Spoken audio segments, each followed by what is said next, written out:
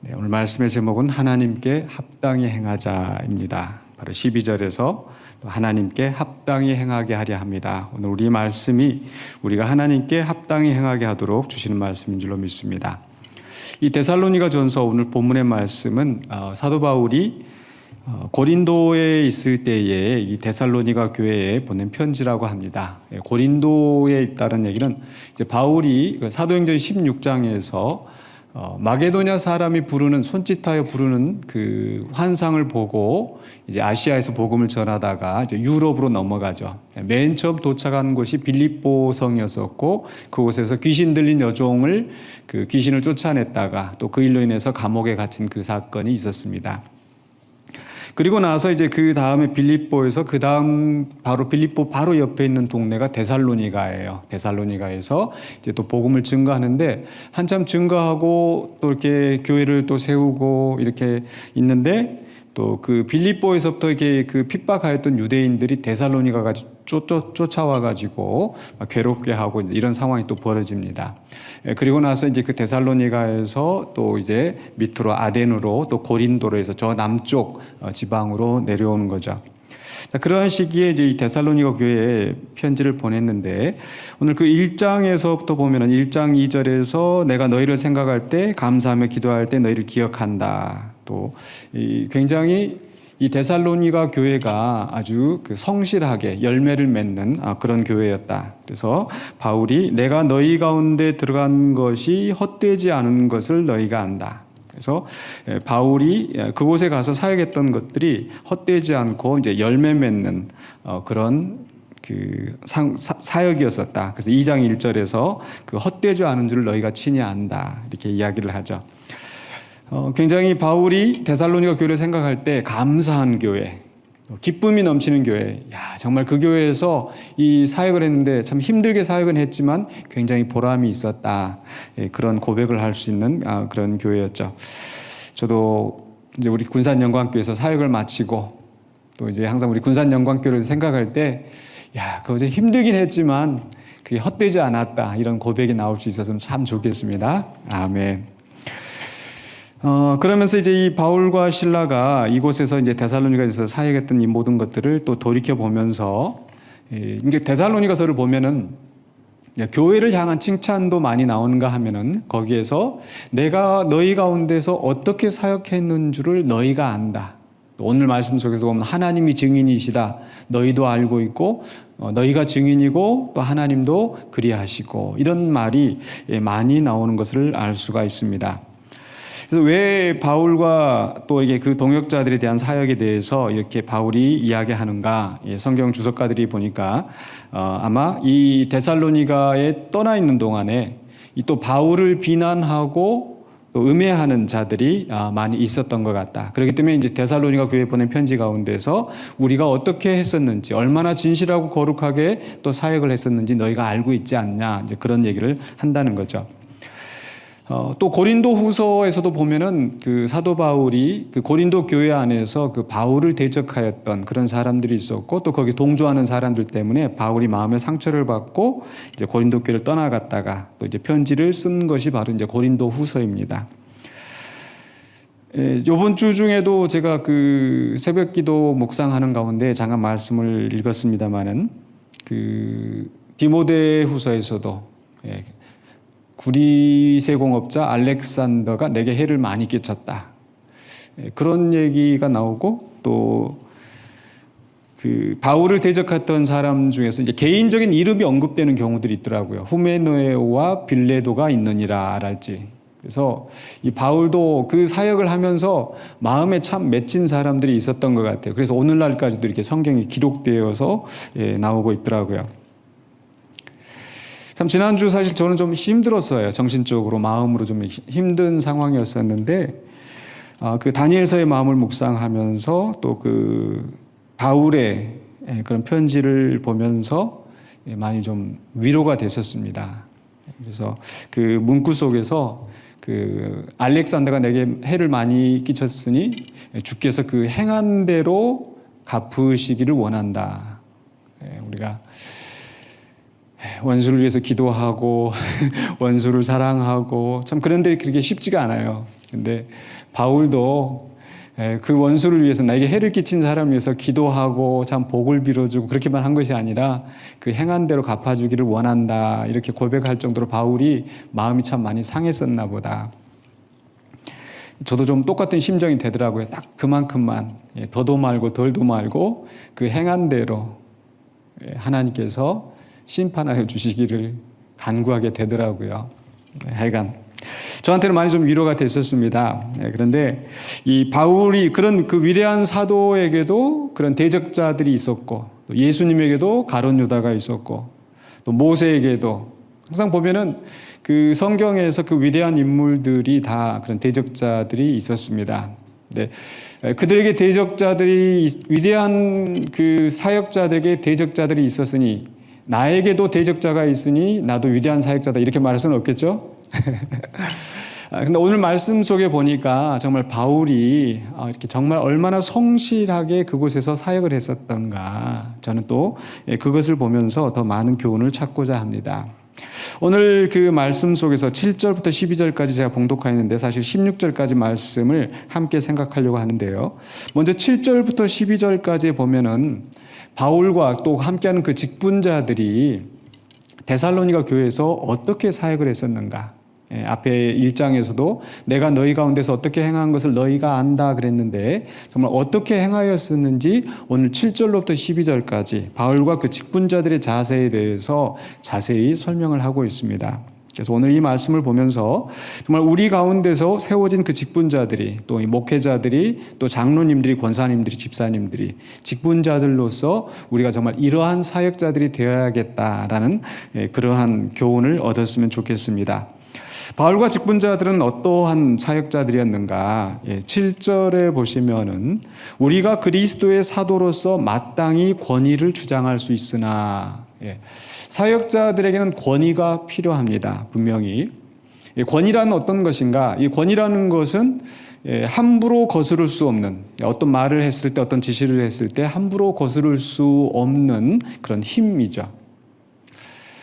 제가 그 살던 동네에 좀 약간 정신이 온전치 못한 어떤 청년이 있었습니다. 근데 이 청년이 그 교통경찰이 이렇게 막 호루라기 불면서 이렇게 하는 게 되게 좋아 보였었던 것 같아요. 그래서 이 교통 그 사거리에 가가지고 이 호루라기를 메워가지고 막 차들을 이렇게 하는 거예요. 그렇게 하면 대부분 차들이 처음에는 뭔가 하고 지금 따라가잖아요. 근데 보니까 이 교통신호와 상관없이 그냥 이 정신이 온전치 못한 청년이 막 자기 멋대로 이렇게 하는 거예요. 그러면 나중에 이제 그 운전하는 사람들이 의뢰 알고 그 호루라기를 하든 수신호를 하든 다 무시하고 그냥 이렇게 지나가겠죠. 권위가 없습니다. 그런데 교통경찰이 정복을 입고 이 신호봉을 들고 이렇게 호루라기를 불면서 지시를 하면 어때요? 따라가야 되죠. 때로는 파란불이라서 내가 빨리 가고 싶어서 가는데 그 사람이 딱 그 교통 상황을 보고 막어요. 파란불이니까 내가 당연히 갈 수 있지만은 막기 때문에 못 갑니다. 왜 그렇습니까? 그에게는 그런 권위가 있기 때문이죠. 그래서 쉽게 거역할 수 없는 그런 권위. 또 권위는 그 믿고 따를 수 있는 그런 힘입니다. 그러니까 어쩔 수 없이 마지못해 하는 것이 아니라, 그 사람이 권위 있는 사람이라면 그 사람이 하는 말을 믿고 따라가는 겁니다. 예를 들어서 이 코로나 처음 발발할 초기에 코로나가 그렇게 도니까 생강을 먹으면은 또 이렇게 코로나 이렇게 안 걸린다더라. 심지어는 예전에 어떻게 소금물 해가지고 그 소금물로 막 교회에서 각 뿌리고 막 이런 것도 있었지 않습니까? 근데 그런 것은 그냥 뜬소문이고 권위가 없는 거죠.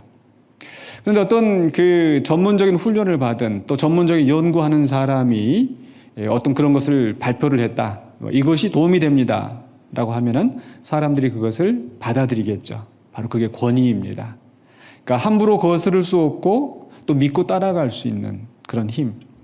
그러니까 교회 안에서 그런 사역자들에게는 그런 권위가 주어집니다. 하나님께서 그런 권위를 주셨고, 그래서 그 권위 안에 복종하고 또 그 권위를 따라갈 수 있도록, 그러니까 그리스도의 사도로서 바울에게는 그러한 권위가 있었습니다. 그런데 그런 권위를 주장할 수 있으나 도리어 너희 가운데서 유순한 자가 되어, 그러니까 자칫하면 우리가 권위라고 했었을 때 굉장히 그 엄중하고 또 카리스마가 있고 이렇게만 생각하기가 쉽습니다. 그러나 바울이 행사한 권위는 그런 굴림하고 또 강압적으로 내가 사도인데 말을 안 들어? 교회 안에서 자칫하면 우리가 그런 그 권위주의에 빠질 수가 있습니다. 권위의식에 빠질 수가 있어요. 장로인데 목사인데 그런 건 잘못된 권위의식이겠죠. 그런데 바울은 정말 하나님 앞에 부르심을 받고 세우심을 받은 그런 사도임에도 불구하고 그런 것을 어떤 권위를 주장하는 것이 아니라 너희 가운데서 유순한 자가 되어 부드럽게 사랑으로 대하는 그런 권위자였다는 거죠. 그러면서 유모가 자기 자녀를 기름같이 하였으니, 그러니까 자기 자녀를 기르는 것 같이 한다고 그랬으니까 엄마가 자기 친자식을 기른 것처럼 그런 심정으로 성도들을 대했다는 겁니다. 권위를 가지고 이거 해, 내 말 들어, 윽박지르지 않고 강압적으로 하지 않고 정말 유순하게 되어서 유모처럼 했다라는 거죠. 근데 그 다음에 8절에 보면은요, 우리가 이같이 너희를 사모하여 하나님의 복음뿐 아니라 우리의 목숨까지도 너희에게 주기를 기뻐함은 너희가 우리의 사랑하는 자 됨이라. 사도이기 때문에 그저 예수 그리스도의 복음을 선포하기 때문에 그저 지시하고 명령하고 이렇게 하지 않고 사랑함으로 되었다라는 것. 우리 주님께서 베드로를 세우실 때도 부활하신 주님께서 베드로를 만나서 내가 나를 사랑하느냐, 내 양을 먹이라. 바로 그 주님을 사랑하는 그 사랑을 요구하셨고, 또한 바로 그 양들에게도 그 사랑으로, 주님에 대한 사랑으로 사랑하듯이 또 주님이 그 우리를 사랑하시는 것처럼 베드로에게도 그 사랑으로 또 대할 것을 명령하신 줄로 믿습니다. 오늘 바울도 그 성도들을 대할 때 그 사랑으로 대했다라는 것. 그런데 보니까 8절에서 너희를 사모한다라고 해서 사모한다. 이 사모한다는 말이 무슨 뜻인가 하니 그 사모라는 것은 그 좋은 거, 선물을 주지 않고서는 그 배길 수 없을 것 같은 그 못 견디는 그런 애정이라고 합니다. 우리가 밖에 나가서 뭔가 맛있는 걸 먹으면 우리 사랑하는 내 자식들이, 사랑하는 내 아내가, 남편이 있다 그러면 어때요? 그거 싸와서 먹이고 싶은 그런 심정. 그게 바로 사모함이라는 거죠. 그러니까 바울이 데살로니가 교인들을 생각할 때 그런 사모함으로, 사랑함으로 대하였고, 그래서 우리가 너에게 복음만 전한 것이 아니라 우리의 목숨까지도 바쳐서 희생할 정도로, 왜? 너희를 그만큼 사랑하였다. 제가 우리 군산교회, 영광교회 성도들 향해서 제 목숨을 바칠 만큼 사랑할 수 있을지는 제가 조금 잘 모르겠습니다. 그러나 적어도 분명한 것은 우리 성도님들을 대할 때마다 정말 가족 같고 정말 사랑하고 싶고 떠나고 싶지 않고 함께 있고 싶고 만나면 너무나 행복하고 즐겁고, 제가 언젠가 그런 고백을 했을 거예요. 예배에 앉아서 보면 어떤 때는 마음이 불편한 사람도 있지만, 그러나 그 불편한 사람들보다 만나서 얼굴 보면서 이렇게 말씀 나눌 수 있고 은혜를 나눌 수 있고 이게 너무 행복한 거예요. 아멘이십니까? 우리 성도님들을 향한 저의 마음이 그러합니다. 그래서 우리 성도님들이 저를 향해서 목사님, 우리 버리지 말고 우리 떠나지 마세요. 사실 그것 때문에 제가 지금 이제 발목이 잡혀서 지금 있는데, 억지로 있는 게 아니라 제가 너무 우리 성도님들이 사랑스러워요. 감사합니다. 아멘.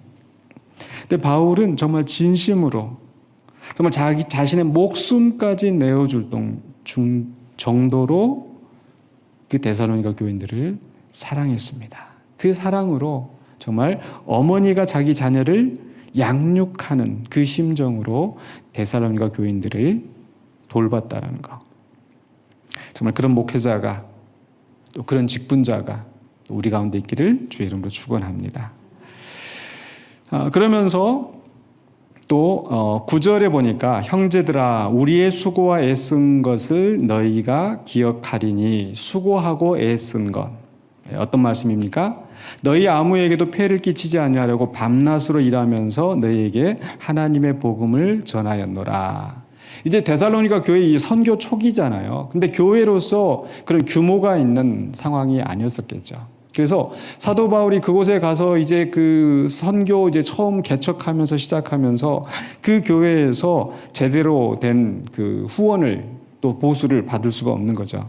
그렇기 때문에 바울은 바로 이제 그 전통에 의하면은 이 천막을 만드는 그런 일을 했다고 합니다. 그래서 낮에는 일을 하고 좀 밤에 또 성도들을 모아다가 말씀을 가르치면서, 그래서 그 성도들에게 폐를 끼치지 않고 성도들에게 부담을 주지 않고 스스로 먹을 거 입을 거 해결하면서 그렇게 하나님의 복음을 전했다라는 거죠.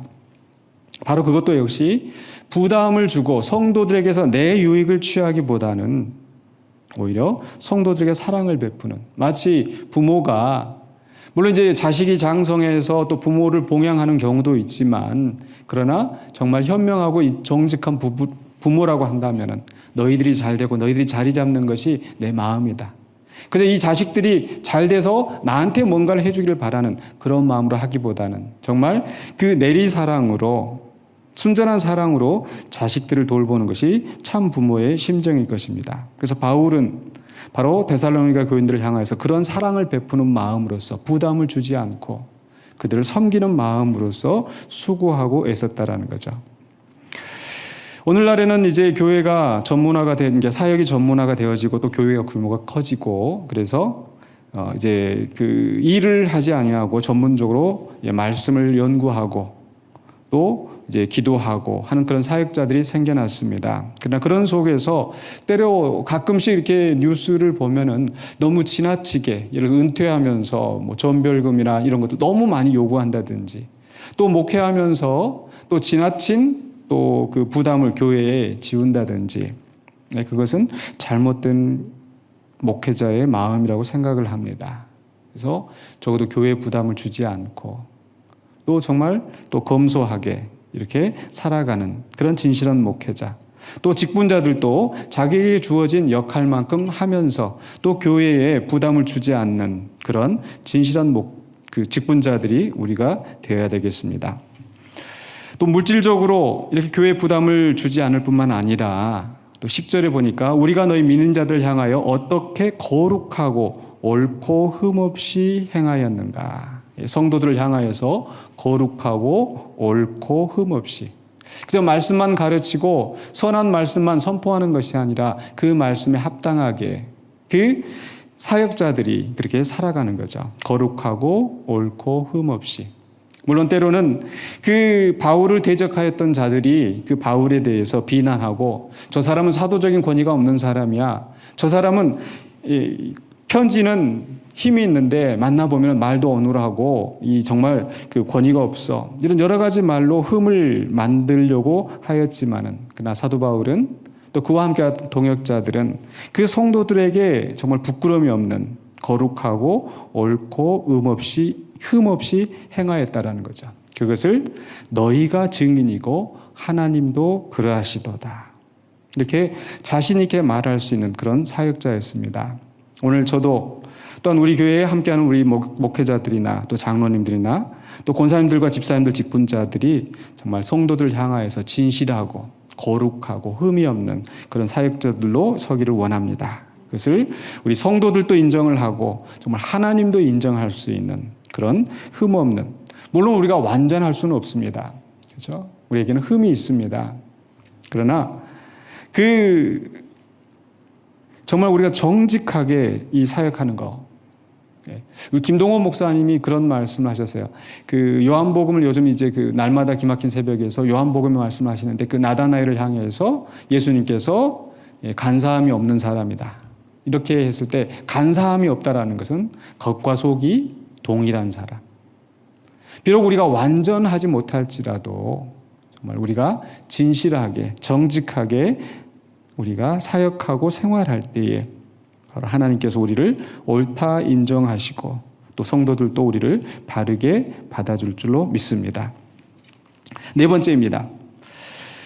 네 번째로는 바울이 11절입니다. 너희도 아는 바와 같이 우리가 너희 각 사람에게 아버지가 자기 자녀에게 하듯 권면하고 위로하고 경계하노니. 앞에서는 유모와 같이, 유모가 어머니가 자기 자녀를 기른 것처럼 하였었다고 그랬죠.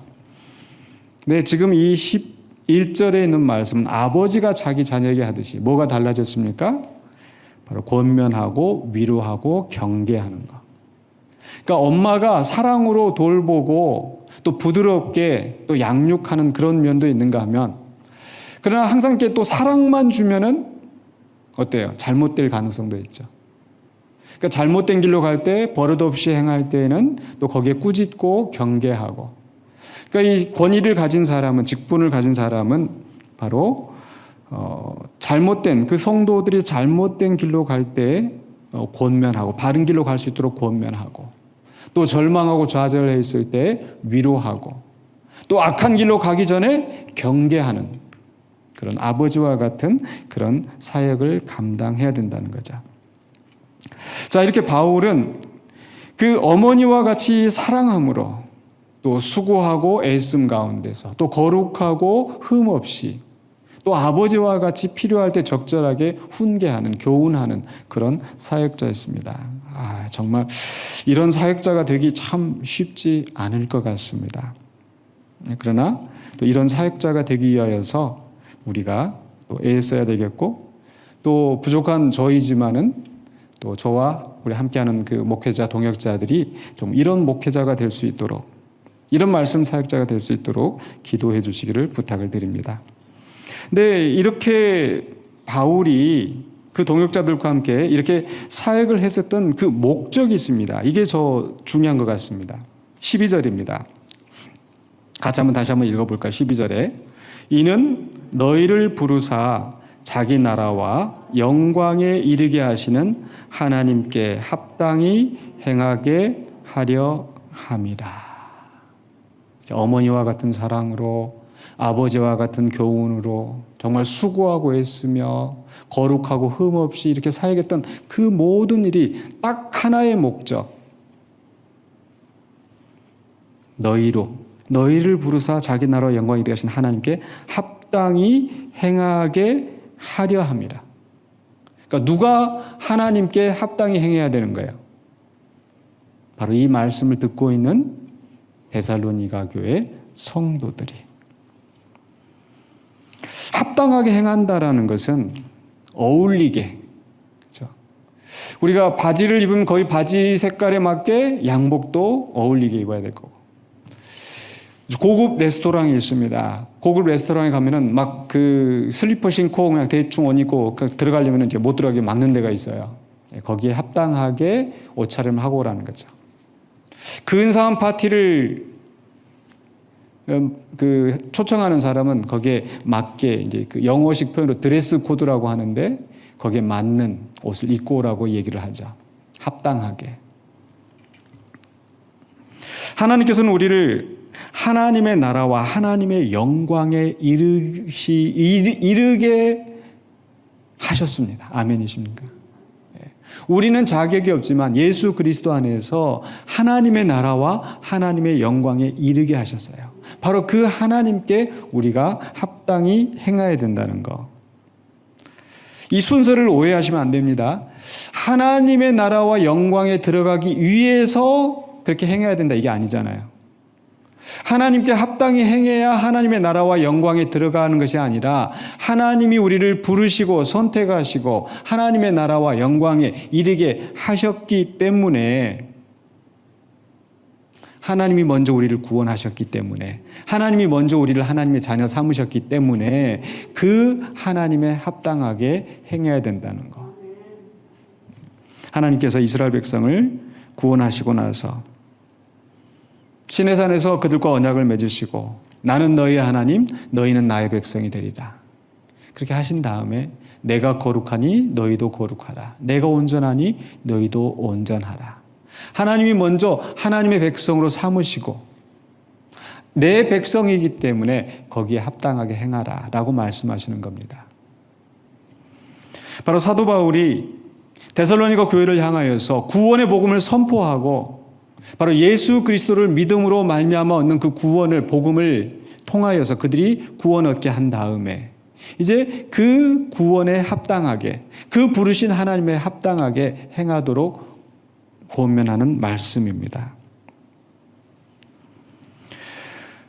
오늘 또 이 말씀을 저는 묵상하면서도 또 저의 목회의 목적이 바로 이것이 되어야 되겠다. 목회자들이 목회를 하면서 개인의 욕심이나 야망을 추구하면서 내가 교회를 이만큼 부흥시키고 이만큼 명성을 날리고 또 이것을 통해서 내가 또 노회에 가서 총회에 가서 또 이런 자리 한 자리 하고 그런 정치를 하고, 그것이 저의 목회의 목적이 되어서는 안 되겠습니다. 단지 숫자를 늘리는 거, 우리 2020년 우리 교회의 목표는 배가하는 겁니다. 200명 교회인데 500명 교회가 되어야 되겠습니다. 1000명 교회가 되어야 되겠습니다. 그리고 숫자를 늘리고, 사실 이 교회 교인들의 숫자가 늘어나면 사실 교인들에게는 별로 안 좋은 것 같아요. 그렇지 않습니까? 네. 그런데 어떤 목회자들은 단지 숫자를 늘리고 교회에 수적인 부흥을 하고, 물론 부흥이 중요하지 않다는 것이 아니라 영혼을 살리는 일이기 때문에 그 영혼을 살리는 일이 정말 활발하게, 그래서 전도하고 정말 성도들이 정말 이 교회가 정말 다닐 만한 교회야, 정말 내가 믿고 나갈 만한 교회야, 이런 교회가 되기를 원합니다. 그런데 그것이 단지 숫자를 늘리고 그저 교회를 유지하고, 그것이 목표가 아니라 정말 사도 바울이 그렇게 어머니와 같이 아버지와 같이 거룩하고 흠없게 수고하고 애쓰면서 사역을 했었던 그 목적, 이는 너희를 자기의 나라와 영광으로 부르신 그 하나님께 합당히 행하게 하려고.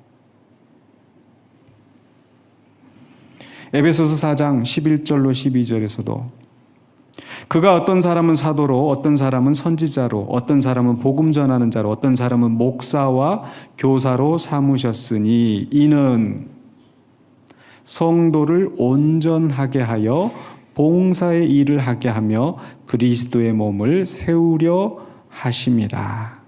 아멘.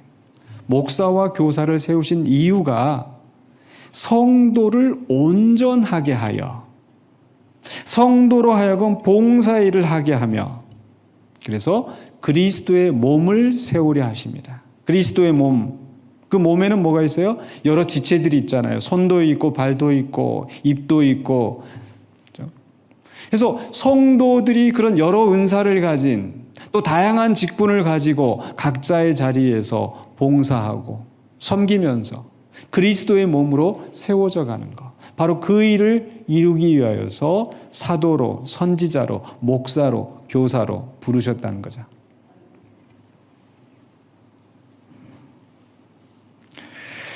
제가 오래전에 그런 말씀 드린 적이 있는데, 목회자는 마치 그 운동 경기 할 때 코치와 같다. 목사는 코치가 직접 뛰는 게 아니잖아요. 그 뛰는 것은 선수들이 뛰는 거예요. 축구로 하자면은 뭐 센터가 있고, 제가 축구를 잘 몰라서 잘 관심이 없어서 이렇게 잘 안 보는데, 이렇게 여기 다 있잖아요, 그죠? 다 각자의 포지션에 맞게 농구를 해도 배구를 해도 각자의 위치에서 하고, 코치는 뭐예요? 보통의 경우는 코치는 보니까 양복 입고 거기 나와가지고 감독들은 이렇게 또 불러가지고 지시하고. 어쩌면 이게 교회의 모습이 아닐까. 근데 자칫하면은 교회가 마치 콘서트장 같이 될 수가 있어요. 콘서트장. 가끔 우리 군산에서도 보면은 누가 온다. 조수미 무슨 요즘은 이제 잘 그런 거 못 봤습니다. 나훈아 옛날 같으면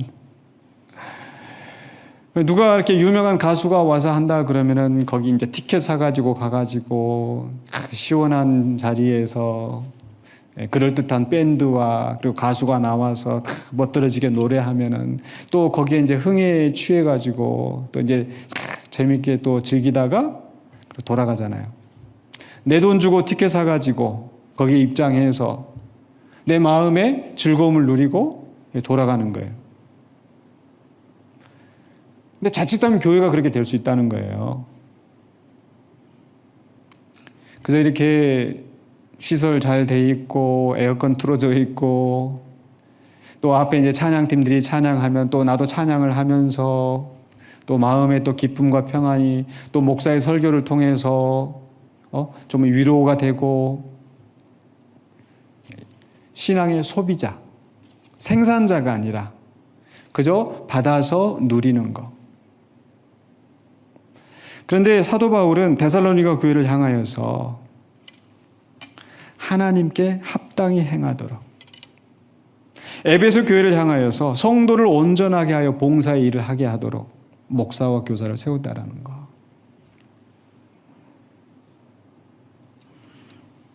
감사한 것은 우리 군산영광교회 와서 말씀을 선포하고 가르치면서 우리 성도님들이 말씀을 너무 잘 받아주시고 근데 그 말씀을 받아주는 데서 끝나는 것이 아니라 정말 곳곳에서 열심히 봉사하시고 또 어떤 분들이 말씀하시기를 내가 전에는 봉사하지 않고 그냥 정말 나이롱 신자였는데 이제 제가 변했습니다. 우리 가정에서 변했고요. 교회에서 변했고요. 봉사하기를 원합니다.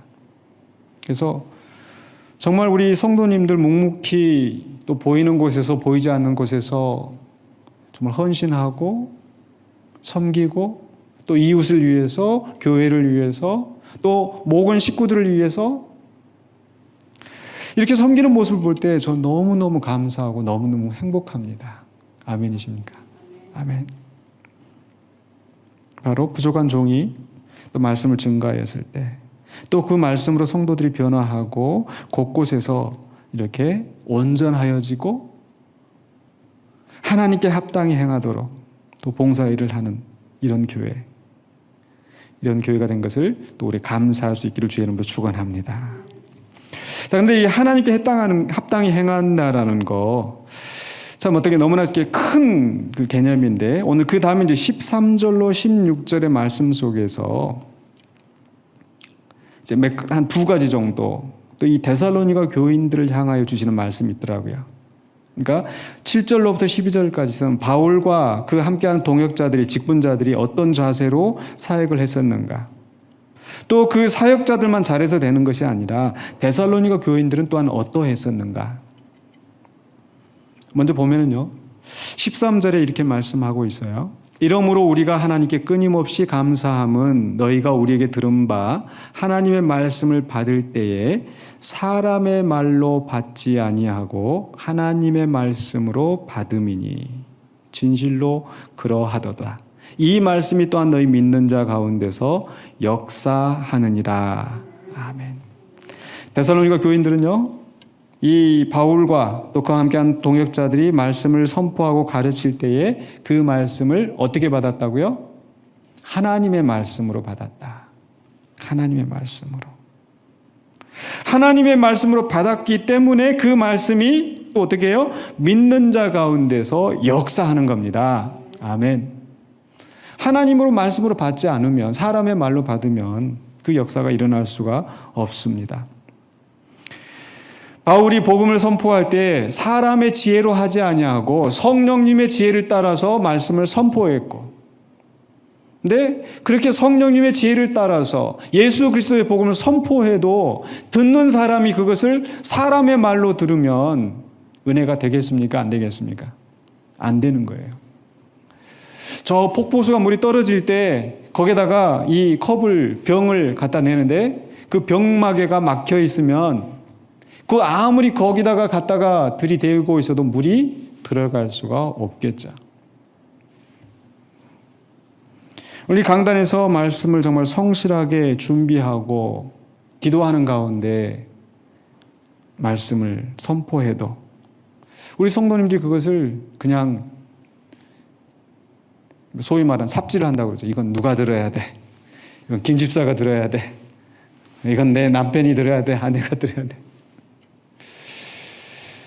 또는 반사. 네. 이 말씀을 이렇게 선포하면 예, 너나 잘해 뭐 이렇게 하는 식으로 그렇게 반사하시는 분도 있는 것 같고요. 근데 그렇게 하지 않고 데살로니가 교인들은 하나님의 말씀으로 받았다. 사도행전 10장에 보면은 그 고넬료가 베드로를 청해서 이제 말씀을 들으라라는 그 음성을 듣고 이제 베드로를 청해다가 말씀을 듣습니다. 고넬료는 그 로마의 백부장, 그러니까 고급 장교, 고위 장교였었고, 베드로는 한낱 어부 출신, 평범한 사람, 더군다나 로마의 식민지인 그 이스라엘의 어부, 낮은 자. 근데 그 낮은 자를 불러다가 온 가족들이 함께 말씀을 듣겠다고 하면서 우리가 당신에게서 그 말을 들으려고 하나님 앞에 섰나이다.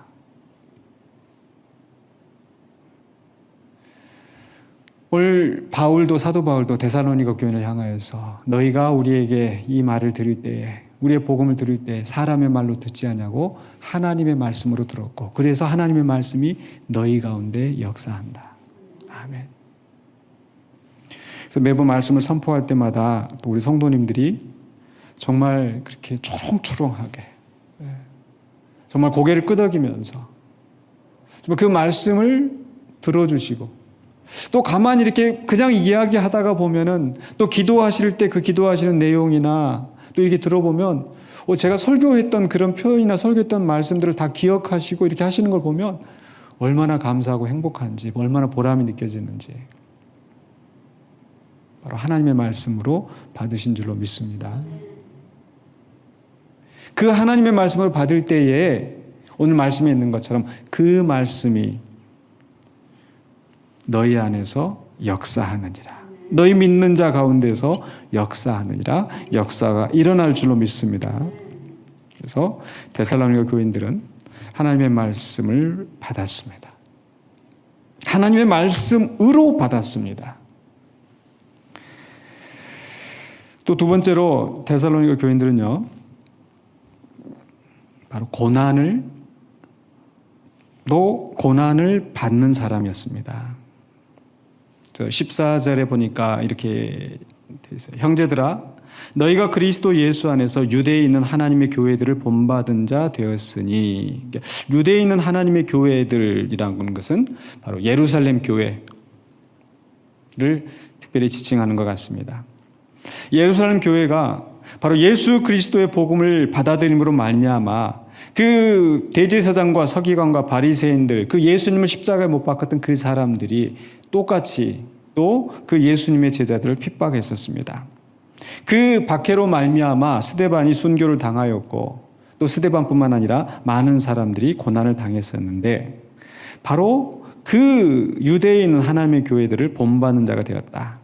왜냐하면 그들이 유대인들에게 고난을 받음과 같이 너희도 너희 동족에게서 동일한 고난을 받았느니라. 유대인은 주 예수와 선지자들을 죽이고 우리를 쫓아내고 하나님을 기쁘시게 하지 아니하고 모든 사람에게 대적이 되어 우리가 이방인에게 말하여 구원받게 함을 그들이 금하여 자기 죄를 항상 채움에 노하심이 그 끝까지 그들에게 임하였느니라. 그러니까 유대인들이 쫓아다니면서 이방인들에게 복음을 증거하지 못하게 막는 거예요. 바로 이러한 사람들이 바로 후메네오와 또 알렉산더처럼 바울에게 해를 많이 입혔던 그런 사람들인 거죠. 근데 그 사람들이 바로 주 예수와 선지자들만 죽인 것이 아니라, 사도 바울만 박해한 것이 아니라, 바로 데살로니가 교인들을 향해서도 그들에게도 똑같이 그런 박해를 하더라는 거죠. 근데 그 동족들이, 그러니까 지금 데살로니가 교회는 이방인들이거든요. 근데 그 이방인들이 또 그 동족들에게서 역시 동일한 고난과 박해를 받고 있다는 거. 우리가 하나님의 말씀을 받고 하나님의 말씀에 순종하면서 살아간다고 해서 모든 것이 만사형통하고 복을 받고, 물론 그렇게 되는 경우도 있고 또 그렇게 되기를 원하지만, 그러나 우리가 주의 뜻대로 행한다고 해서 반드시 모든 일이 순탄하게 풀리지만은 않습니다. 그러나 그러한 속에서 우리가 믿음을 포기하지 않고 바른 신앙의 길로 걸어가는 것이 우리의 본분인 줄로 믿습니다.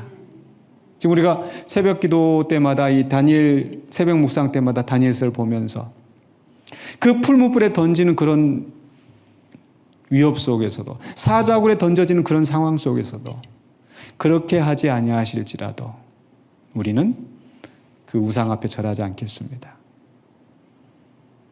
그 기도를 멈추지 않았던 다니엘처럼 우리는 어떤 고난과 아픔이 있다 할지라도 우리가 가야 될, 우리가 감당해야 될 사명을 감당하는 우리 온 성도들이 되어야 될 줄로 믿습니다.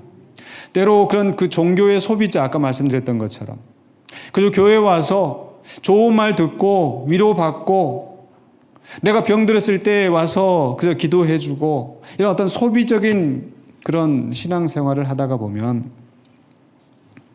때때로 교회 안에 어떤 갈등과 아픔이 있을 때 그저 피하기만 하는 그런 성도가 되기 쉬운 것 같습니다. 아, 왜 교회가 왜 이 모양이야? 근데 따지고 보면 성경에서, 구약 성경에서도 그렇고 신약 성경에서도 그렇고 초대교회 역사에서도 그렇고 어느 시대의 교회 안에 갈등 없이 그저 순탄하기만 했던 것 같지는 않습니다. 우리 인간의 근본적인 본성이 악하기 때문에 항상 그런 갈등과 문제가 있을 수밖에 없다는 거죠.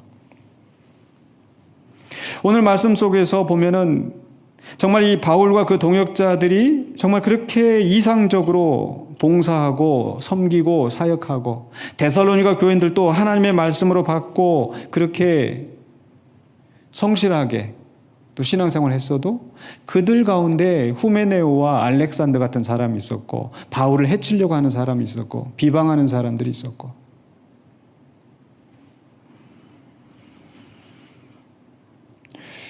여러분들 한번 되돌아보시면 여러분 목사 때문에 여러분 시험 받은 적 있으셨어요? 없으셨어요? 얼마나 있으셨어요? 많이 있었어요? 조금 있으셨어요? 많이 있으셨다고 그러실 것 같아요. 근데 목회자들한테 물어보면 어떤 줄 아세요? 목회자들은 또 교회에서 그렇게 많이 상처를 받아가지고 그런 목회자들이 또 많은 거예요. 그럼 도대체 누구 잘못일까? 누구 잘못이겠어요? 사실 우리 모두의 잘못이겠죠. 부부가 서로 사랑했던 부부가 함께 살아도 서로 성격이 맞지 않아서 또 다투게 되고 또 이야기를 들어보면은 뭐 아내의 말 들어보면 아내도 또 그럴만하고 남편의 말 들어보면 남편도 그럴만하고 그 속에서 서로 싸우면서 상처받고 아파하고 고통스러워하고 이게 사랑하는 부부의 현실인 것처럼 우리 교회와 목회자들 사이에서도 성도와 목회자들 사이에서도 정말 우리의 이상의 모습은 성경에 있는 이대로이지만 그러나 우리의 근본 본성이 악하기 때문에 문제와 갈등이 항상 일어날 수밖에 없다라는 겁니다. 그렇다면 그 속에서 문제와 갈등이 일어났을 때 어떻게 해야 되겠어요? 정말 그 안에서 기도하고 또 말씀으로 분별하면서 바른 길로 갈 수 있도록 우리가 그 사명을 감당해야 되지 않겠습니까? 그저 교회 안에 갈등이 있으니까 외면한다든지 아니면 인간적인 생각으로 어느 잘못된 선택을 한다든지 하는 것이 아니라 정말 때로는 아프고 힘들지라도 그것을 참고 견디는 것이 정말 분하고 고통스럽다 할지라도 그것을 견뎌내고 참아내면서 바른 교회로 가는 것, 그것이 우리가 하나님 앞에 하나님께 합당히 행하는 성도의 모습이 아닐까 생각해 봅니다. 오늘 말씀을 한번 돌이켜보면서 정말 바울과 그 함께하였던 그 사역자들의 마음으로 우리 목회자들과 또 직분자들이 설 수 있도록 또 우리 성도들은 그 말씀을 들을 때에 정말 하나님의 말씀으로 받으면서 정말 옥토박과 같은 그런 심정으로 그 말씀을 받아서 그 말씀이 30배, 60배, 100배 믿는 자 안에서 그 말씀의 역사가 이루어질 수 있는 그런 교회. 그렇게 함으로 말미암아 정말 우리 군산 영광교회는 하나님이 세우시고 또 하나님께서 그 나라와 그 영광에 우리를 들어가게 하시는 그 하나님께 합당한 교회와 성도가 되시기를 주의 이름으로 간절히 축원합니다. 기도하겠습니다. 사랑해 주 하나님 은혜를 감사합니다. 오늘 우리에게 주시는 말씀을 붙잡고 우리가 함께 기도하며 나아가기를 원합니다. 우리는 부족하고 연약하지만 우리를 붙드신, 또 우리를 부르신, 우리를 하나님의 자녀 삼으시고 하나님의 백성으로 만드신 그 하나님께 합당히 행하는 자가 되기를 원합니다. 이를 위하여서 목사와 교사를 세우고, 이를 위해서 직분자들을 세우고, 또 각자의 주신 은사대로 그리스도의 몸을 세워주신 줄로 믿습니다. 우리가 온전히 맡겨주신 그 직분을 온전히 감당하며 주의 뜻을 이루어가는 신실한 주의 백성, 주의 자녀 되게 하여 주시옵소서. 예수 그리스도 이름으로 기도하옵나이다. 아멘.